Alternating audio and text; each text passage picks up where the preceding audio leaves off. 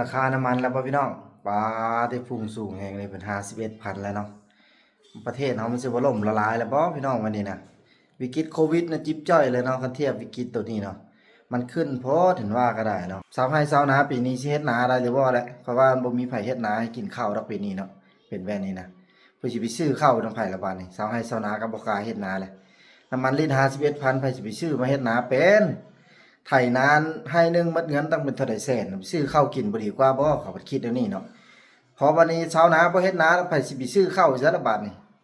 สิซื้อข้าวมาแต่วันอื่นราคาก็แพงสิโลละ20-30 พันบ่นำมาบาทนี่ตายเนาะพี่น้องเอ้ยชาวไร่ชาวนาก็ตายคนค้าขายก็บ่มีเงินซื้อข้าวกันแล้วรอบนี้เนาะวิกฤตแฮงเลยเนาะคันบ่เร่งแก้ไขปัญหาตัวนี้แล้วแม่นแจ้รถประเทศลาวเป็นประเทศล้มละลายแล้วบ่จักสินทรัพย์ตัวใดมันสิปลอดภัยทองคำก็ร่วงเนาะคันสิซื้อแต่คำไว้ก็บ่ได้อีกคันสิเปลี่ยนสกุลกีบไปเป็นสกุลอื่นก็บ่กล้าคือกันเนาะเอาเบิ่งช่วยกันเด้อพี่น้องแนวใดมัน